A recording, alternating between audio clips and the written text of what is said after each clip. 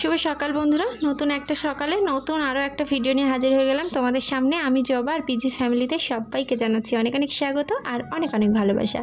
আজকে হচ্ছে শনিবার আর এখন সময় হচ্ছে 6:30। তো উঠেছে কিন্তু সেই 5টার সময় উঠে এতক্ষণ বল বানাচ্ছিলাম। তারপরে এই যে মানে সংসারের কাজে হাত দিলাম আর হাতে এত জোরে লেগেছে, হাতটা আমার অবশ হয়ে গেছিলো আর কি কিছুক্ষণের জন্য, যেন এত ব্যথা করছিল। তো বসে থাকলে হবে না, আজকে শনিবার যেহেতু সংসারের অনেক কাজ আছে, এক্সট্রা অনেক কাজ রয়েছে, মানে সংসারের কাজ তো আছেই, তার সঙ্গে এক্সট্রা যে কাজগুলো রয়েছে মোছামুছি একটু বেশিই করতে হবে, একটু ধোয়াধুয়ি বেশিই করতে হবে। তো এইদিকে সবার প্রথমে ঘরটা আমি ঝাড় দিয়ে নিচ্ছি, আর ঘরের মানে খাটটা তো ঘুরিয়ে নিয়েছি, আর ফ্রিজের ওই কোণাটা না একটু ফাঁকা রয়েছে। তো আমি সোজাভাবে ঢুকতে পারবো না, মানে এমনভাবে ফাঁকা রয়েছে সোজাভাবে ঢুকতে পারবো না, তো ব্যাকা হয়ে আমাকে এখানে ঢুকতে হবে। আর এখানে কিন্তু ভেতরটা তো অনেকটাই জায়গা রয়েছে, মানে হাত পা ছুড়ে ঝাড় দেওয়ার মতো, কিন্তু ঢুকতে গেলে একটু ব্যাকা হয়ে আমাকে ঢুকতে হবে। ঠিক আছে, কোনো অসুবিধা নেই। খাটমাট ঘুরিয়ে আলমারি সরিয়ে বেশ আমার ভালোই হয়েছে, সামনেটা অনেকটা জায়গা হয়েছে, আর খাটটা ঘুরিয়ে ঘরটার লুকটাও কিন্তু পাল্টে গেছে। তো যাই হোক, তোমাদের সঙ্গে গল্প করতে করতে আমার ঘরটাও ঝাড় দেওয়া হয়ে গেল, এখন ঘরটা মুছে নেব। ঠিক আছে, চেয়ারের তলায় দেখো চালের বস্তা দেখতে পাচ্ছ, তোমাদের দাদাভাই কালকে রাতে তুলে রেখেছে। যে মানে এত বর্ষা নেমেছে, চালের দাম এখন বাড়বে কিনা জানি না, তবুও বর্ষাকালে চালটা তোলা থাকলো তাহলে একটু মানে টেনশনটা কম হবে। ঠিক আছে, বর্ষাকালে তোমাদের দাদাভাই তো সেরকম কাজ হয় না, বেশিরভাগই ছুটি থাকে, কারণ বর্ষার মধ্যে কি করে বৃষ্টির মধ্যে কাজ করবে ভিজে ভিজে, তার জন্য চালটা তোলা থাকলে একটু চিন্তাটা মুক্ত হয়। তো তার জন্য এদিকে চালটা নিয়ে এসছে, এক বস্তা চাল এনেছে, এখনও ঢালা হয়নি, আজকে রাতের দিকে দেখি ঢালবো। চাল আগের চাল কিছুটা রয়েছে, তার জন্য ওই চাল খাওয়া হলো, আর এই চালটা রাতে ঢালা হবে। ঠিক আছে, তো চলো ঘরটা এখন ভালো করে মুছে নিই। আর খাটের তলাটা প্রত্যেক দিনই এইভাবে ঢুকতে হবে আমাকে, খুব কষ্ট হয় খাটের তলায় ঢুকতে। একটা দেখেই মোছার স্ট্যান্ড আনতে হবে, আর না হলে না এই যে একবারে যদি পরিষ্কার করতে যাই খুব কষ্ট হয়, তার জন্য রোজই যদি এরকম মোছামুছি করি খাটের তলাটা তাহলে পরিষ্কারই থাকবে। মানে মুছি অর্ধেকটা মোছা হতো, পুরোটা মোছা হতো না, বুঝেছো?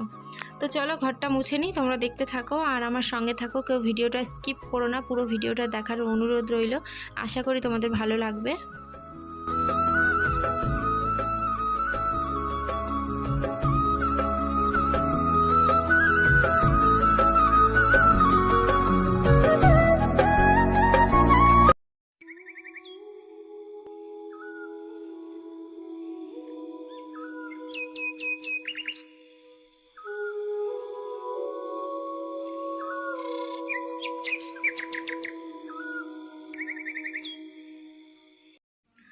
তো চান টান করে ঘরে চলে আসলাম। ওইদিকে জামা কাপড় আগেই রোদ্দুরে দিয়ে এসেছিলাম, কারণ রোদ্দুরে তো সেরকম ভাব নেই, কম কম রোদ্দুর রয়েছে, যখন তখন বৃষ্টি হতে পারে, মেঘ হচ্ছে রোদ্দুর হচ্ছে, তার জন্য জামা কাপড়গুলো কিন্তু আগেই রোদ্দুরে দিয়ে এসে আমি স্নান করতে গেছিলাম। তো স্নান করে চলে এসেছি, এইদিকে দেখো মাথাটা এখন আঁচড়ে নিচ্ছি। আর নিহার তেলটা দেওয়ার পরে আমার চুলটা বেশ ভালো হয়েছে, নিহার তেলটা দিলে চুলটা বেশ লম্বাও হয়, আবার যে চিপচিপে ভাবটা, তেল দিলে যে চিপচিপে ভাবটা, সেই চিপচিপে ভাবটা কিন্তু থাকে না।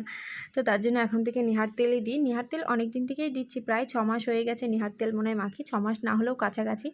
মাঝে কিন্তু আমি ওই যে কি শালিমা তেল এনেছিলাম, কিন্তু ওটা দেওয়ার পরে আমার মাথা যেন ভারী হয়ে থাকতো সবসময়, বেশি না 2 দিন না 3 দিন দিয়েছি, তারপরে মানে ওটা বন্ধ করে দিয়েছিলাম।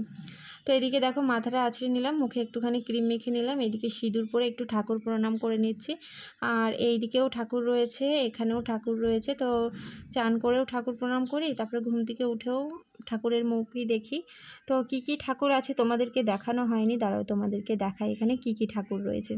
এই দেখো এখানে রয়েছে নৈহাটির বড় মার মানে ঠাকুরের ছবি রয়েছে, এখানে প্রণাম করি। আর এই যে আলমারির উপরে এখানে কালীমা আছে আর মা লক্ষ্মী আছে, এই এই ঠাকুরগুলো প্রণাম করি এই যে আলমারির এখানে। আর এই পাশে যে প্রণাম করি, এই দেখো এখানে বাবা ভোলানাথ রয়েছে আর মা কালী রয়েছে, অনেক ঠাকুরই রয়েছে। তো সব ঠাকুরের প্রণাম করে তারপরে কিন্তু রান্নাবান্না করতে আসি।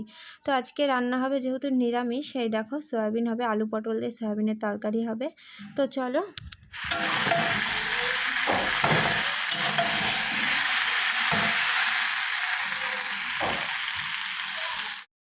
তো এখন খাওয়া দাওয়া করতে বসে গেছি, আর কি কি রান্না করেছি চলো তোমাদেরকে ঝটপট এক ঝলক দেখিয়ে দিয়ে খেয়ে নিই।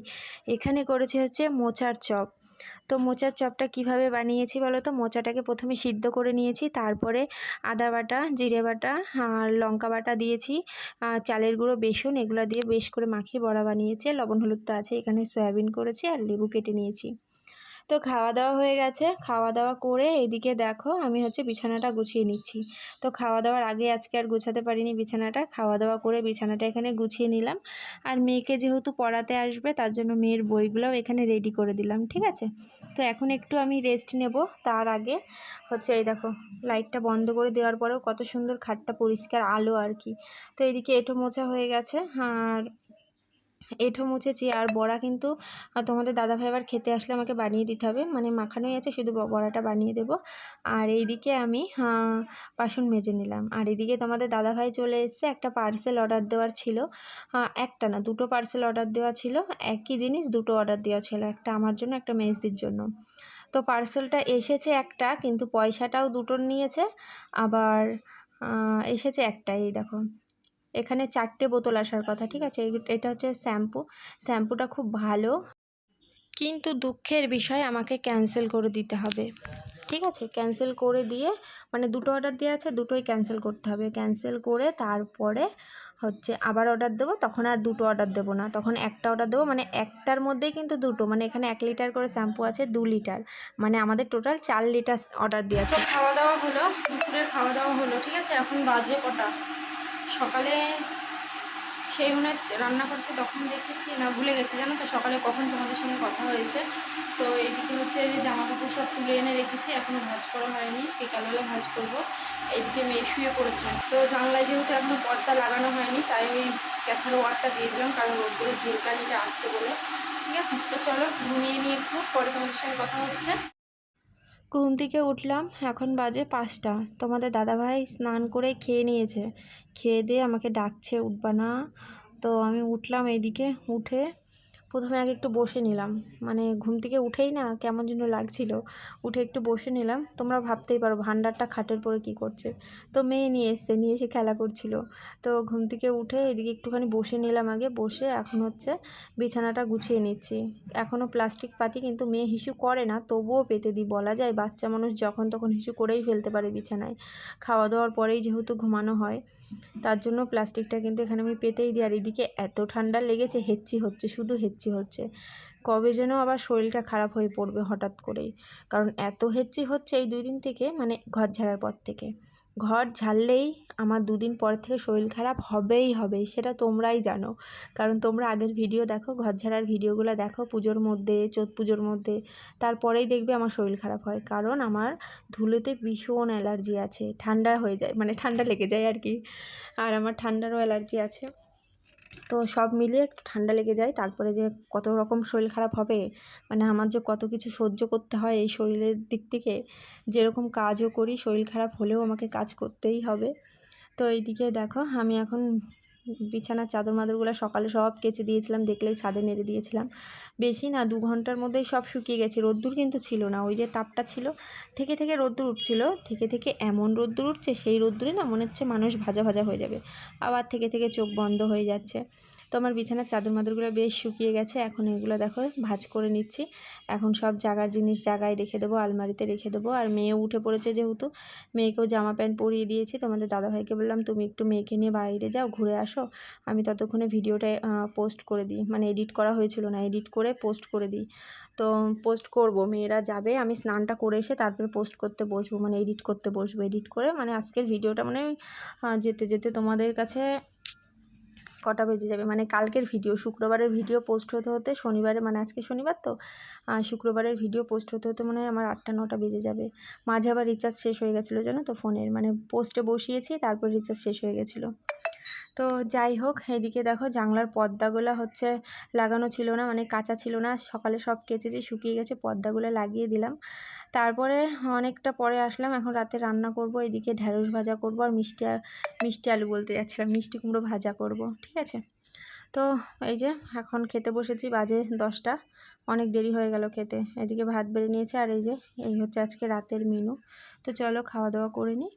তো খাওয়া দাওয়ার পরে এখন হচ্ছে দেখো চালটা ঢালা হবে, এদিকে এই ড্রামটাতে চাল মানে ধরে না, দুটো ড্রামে রাখা হবে। আর বস্তায় রাখলে ইঁদুরে খুব দুষ্টু করে, এর মধ্যে নাচানাচি শুরু করে দেয়। একদিন জানো তো আমি চাল নিতে যেয়ে দেখি ইঁদুরে নাচানাচি করছে এই চালের বস্তার মধ্যে। তার জন্য আর কি চালটা দুটো ড্রামে রাখা হবে। আর ড্রামগুলোও তো ধুয়ে দিয়েছিলাম সকালে। আর এই দেখো চালগুলো বেশ ভালো রয়েছে জানো তো, আগের বস্তার থেকে এই বস্তার চালগুলো বেশ ভালো রয়েছে। আর চালটার দামও কিন্তু কম নিয়েছে, অনেকটাই কম নিয়েছে। আগের বস্তার মানে দাম খুব বেশি নিয়েছিল। আর বর্ষাকাল বলে চাল তুলে রাখা হলো, কারণ কবে কাজ হবে হবে না, বুঝেছো। তো চলো চালটা এখানে ঢেলে রেখি। আর ঢেলে রাখার পরে এই স্টিলের যে ড্রামে ঢালছি এটা আগে নেব না, কারণ আগে ওই প্লাস্টিকেরটা নিতে হবে। ওটাতে আবার বেশি একটু অসুবিধা হয়, কারণ একটু ফাটা রয়েছে ঢপটায়, ঠিক আছে। তো এইদিকে দেখো মেয়ে আমাকে ভিডিও করে দিচ্ছে। তোমাদের দাদাভাই বললো তুমি একটু ধরো, একা একা ঢালা যাচ্ছে না। তা আমি একটু ধরলাম। মেয়ে আবার দেখি কি চালু করে দিয়েছে ক্যামেরা, ও আবার ক্যামেরা চালু করতে পারে এখন, ঠিক আছে। তো চলো এইদিকে আমি ভিডিওটা এখানেই শেষ করে দেব। তো খুব ভালো থেকো সবাই, দেখা হবে আগামীকাল নতুন আরও একটা ভিডিওর সাথে, ঠিক আছে। সবাই খুব ভালো থেকো। আর যারা এখনও আমার চ্যানেলটি সাবস্ক্রাইব করেনি, আমার চ্যানেলটি সাবস্ক্রাইব করে দিও। তো চলো টাটা।